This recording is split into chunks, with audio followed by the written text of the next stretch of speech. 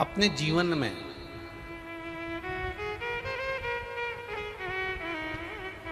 भगवान शिव की भक्ति को कैसे धारण करें, भगवान शंकर का गुणगान कैसे करें, भगवान शिव की अविरल भक्ति को अपने जीवन में कैसे उतारें और कैसे हम शिव तत्व को प्राप्त करें। ये इस एकांतेश्वर महादेव की कथा से हमको श्रवण करना। तेरी कृपा बिना न हिले एक भी अणु, लेते हैं श्वास तेरी कृपा से तनु तनु। हे गंगाधार मुक्ति द्वार ओमकार तू, भोले ओमकार तू। आयो शरण तिहार शंभो तार तार तू। बखान क्या करूं मैं राखों के ढेर का, चपटी बबूत में है खजाना कुबेर का। हे गंगाधार मुक्ति द्वार ओमकार तू, भोले ओमकार तू। आयो शरण शंभु तार तार तू। एक पशु और एक मनुष्य, एक पशु पक्षी जानवर और मनुष्य में एक बहुत बड़ा अंतर होता है।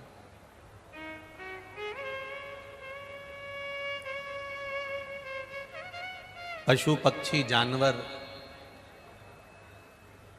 कथा श्रवण कर कर सतमार्ग की ओर चलता नहीं है, पर मनुष्य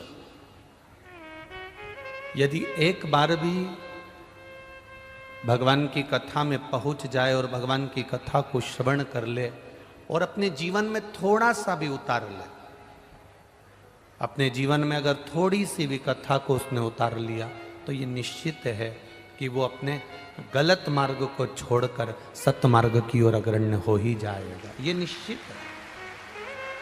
कितनी दूर से आप लोग कथा सुनने के लिए आए हो,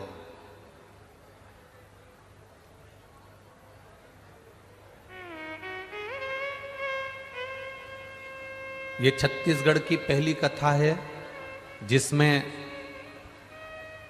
कथा का पंडाल नहीं लग पाया था और भक्त कथा के पंडाल में आकर बैठ गए थे।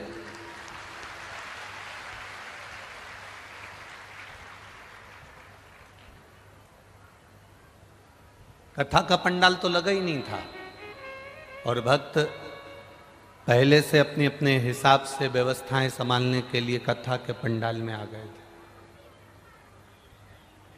कितनी श्रद्धा, कितना विश्वास, कितनी दृढ़ता है आपकी।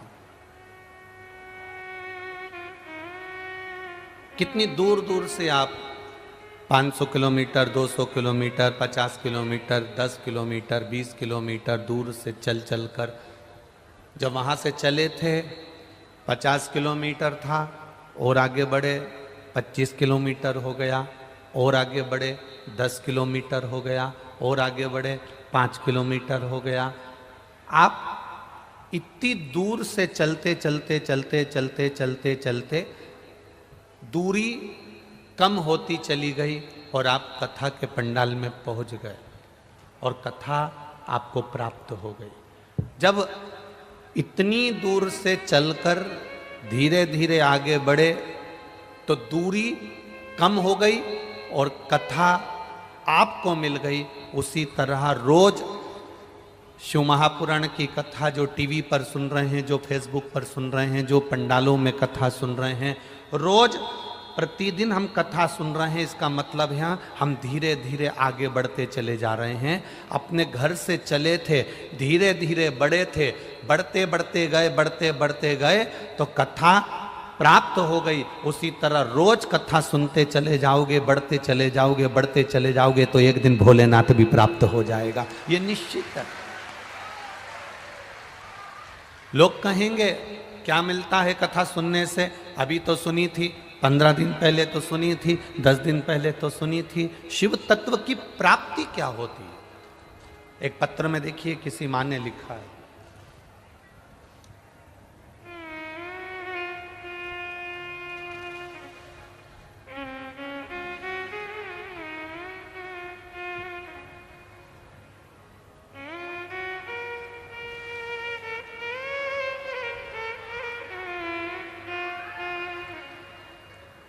मैं लक्ष्मी सिन्हा, पति ब्रेश सिन्हा, राजनंदगांव, छत्तीसगढ़, हमालपारा, वार्ड नंबर। खाली न जाता कोई दर से तुम्हारे, मैं भी खड़ी हूँ नंदी बाहे फसारे, मैं भी खड़ा हूँ नंदी बाहे फसारे। अपने हृदय से लगा लो, लगा लो, गिरी जा रही हो, उठा लो, उठा। प्रभु अपनी दर से अब तो न टालो, गिरा जा रहा हो, उठा लो, उठा लो। 17 वर्ष के बाद भी एक विश्वास, एक आस, एक भरोसा, एक दृढ़ता नहीं तोड़ी। और जब 17 वर्ष के बाद जब विश्वास नहीं टूटा, भरोसा नहीं टूटा, मात्र टीवी पर कथा सुनकर भरोसा इतना दृढ़ हो गया, इतना दृढ़ हो गया कि मेरे बाबा को गोदी में संतान देना ही पड़ी। ये शिव तत्व है।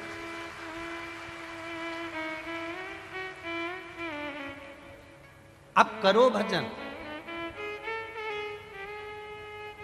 कितनी दूर से चले आप, कितने दूर से अपने अपने घरों से चले, 50 kilometre, 30 kilometre, 40 kilometre, 100 kilometre, 80 kilometre, 17 kilometre, चलते चलते चलते चलते चलते चलते कथा तक पहुंच गए।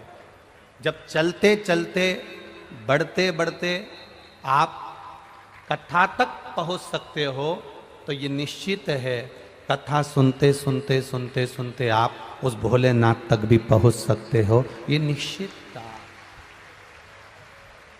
ये पक्का है।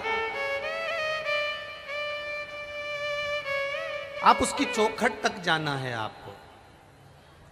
आपको उसके दरवाजे तक जाना है, आपको उसके द्वार तक जाना है, तो वो भक्ति के बल पर जाए। बोल बम का नारा है, हम उसके सहारे, हम उसके बल पर, हम उसके विश्वास पर उसको प्राप्त कर सकते हैं।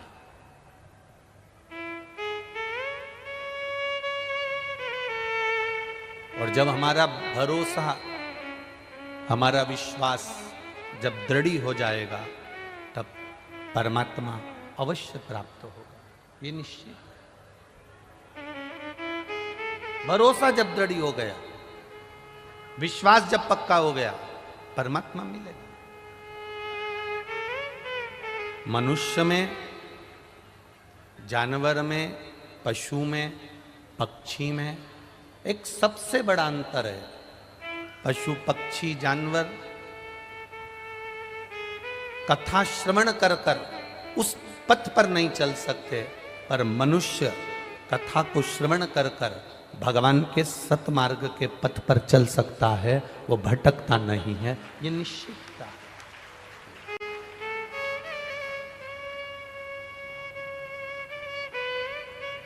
मानव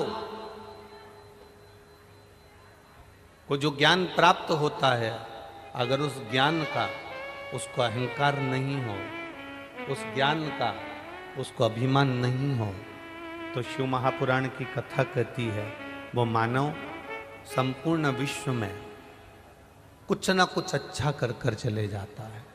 पर जिसको अभिमान आ जावे, ज्ञान का अहम हो जावे, ज्ञान का अहंकार आ जावे, फिर वो परमात्मा को प्राप्त नहीं कर पाता है। एकांतेश्वर शिव महापुराण की कथा हमको यही बता रही है। एकांतेश्वर शंकर भगवान की कथा हमको ये कह रही है।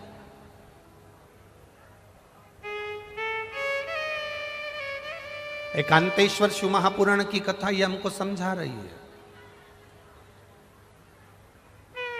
कि हमें भक्ति के बल को कैसे बढ़ाना, हमें भजन के बल को कैसे बढ़ाना। एक बार जोरदार ताली बजाओ। 17 वर्ष के बाद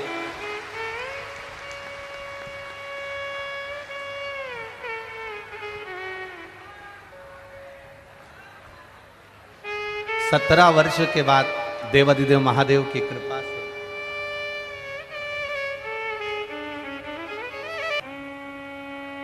जिसने विश्वास किया, जिसने भरोसा रखा, उसने उसका हाथ पकड़ा।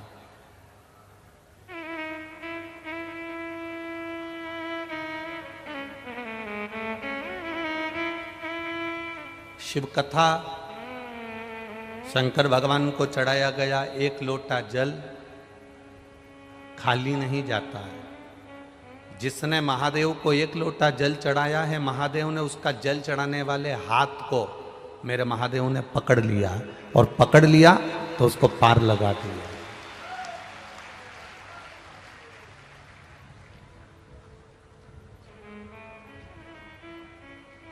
संपूर्ण ब्रह्मांड का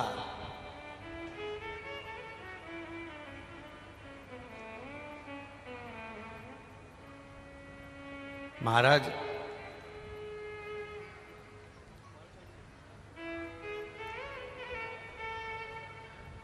संपूर्ण ब्रह्मांड का यदि कोई संचालन करने वाला है, संपूर्ण ब्रह्मांड को अपनी मंजिल तक पहुंचाने वाला है, संपूर्ण ब्रह्मांड में अगर कहीं भक्ति का बीज भी प्रकट करने वाला है, संपूर्ण ब्रह्मांड में अगर कुछ देने की सामर्थ्यता कोई रखने वाला है, शुरू से लेकर जीवन के अंत तक प्राप्ति का केंद्र बिंदु अगर कोई प्राप्त करना चाहता है तो वो केवल शिव है। शिव के सिवाय कुछ भी नहीं, केवल शिव।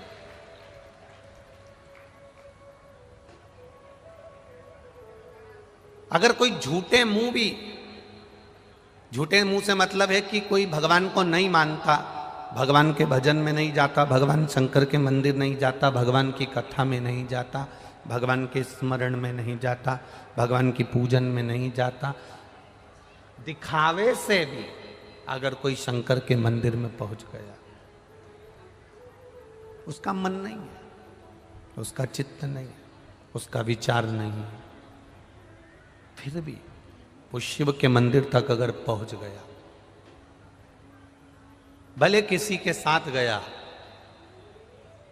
इतने सारे लोग अगर कथा में आए हैं तो इसमें से कुछ लोग ऐसे भी होंगे जो अपनी मम्मी को, अपने माता को, अपने पिता को, अपने चाचा को, चाची को, काका को, काकी को छोड़ने के लिए भी आए होंगे, और उन्होंने कहा मैं कथा सुनने नहीं बैठूंगा, बस आपको छोड़ूंगा, चले जाऊंगा।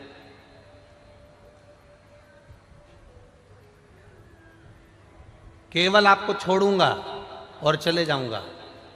और घर के बच्चों ने जब कहा कि मैं आपको छोड़ूंगा और चले जाऊंगा, तो घर के लोगों को कह देना चाहिए ठीक है, तो हमको उसके दरवाजे तक छोड़ दे और फिर चले जा, मना नहीं है।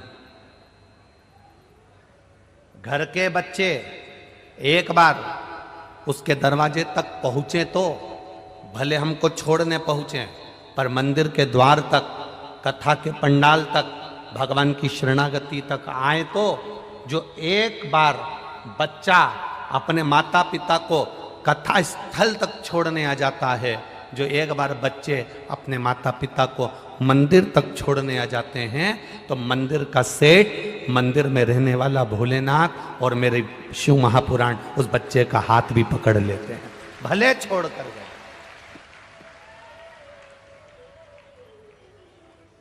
भले वो छोड़ कर क्यों ना गया।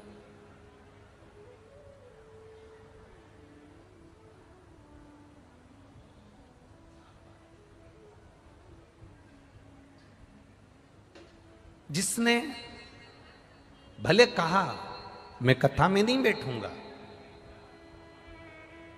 मेरे पास इतना समय नहीं है कि मैं कथा में बैठूं, छोड़ूंगा चले जाऊंगा। हाँ, पति ने कहा मैं कथा में नहीं बैठूंगा, छोड़ूंगा और चले जाऊंगा। हाँ,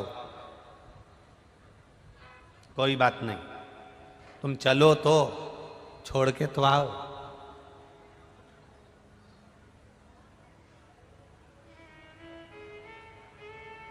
जमाई जीजा जब अपनी पत्नी को मायके छोड़ने के लिए जाता है,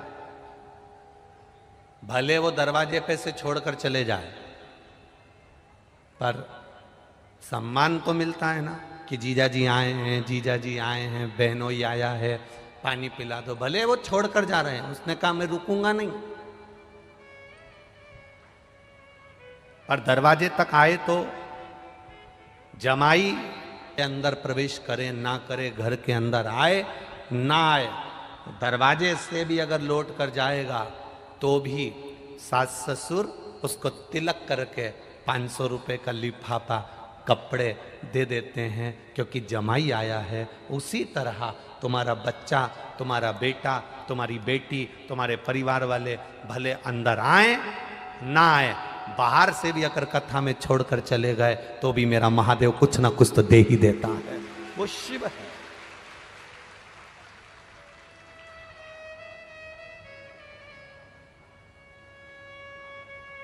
मैंने तेरे ही भरोसे बाबा, तेरे ही भरोसे हवा बिच उड़ती जावागे, बाबा डोर हतो छड़ीना में कटी जावागी, भोले मैं तेरी पतंग, शंभो मैं तेरी पतंग। शिव पुराण कह रही है,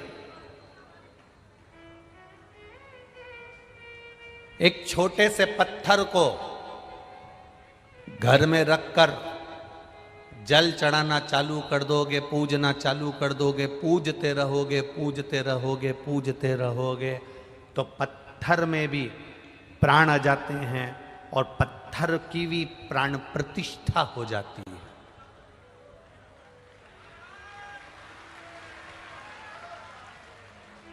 एक पत्थर को तुमने पूजना चालू करा, एक पत्थर को तुमने परमात्मा मान लिया, एक पत्थर को तुमने परमेश्वर मान लिया, एक पत्थर को तुमने पूजना चालू करा, तो पत्थर में प्राण आ जाते हैं और उसकी प्राण प्रतिष्ठा हो जाती है। मंदिरों में राम जी की मूर्ति, कृष्ण जी की मूर्ति, शंकर जी की मूर्ति, देवताओं की मूर्ति सब पत्थर की होती है, सब पत्थर की है।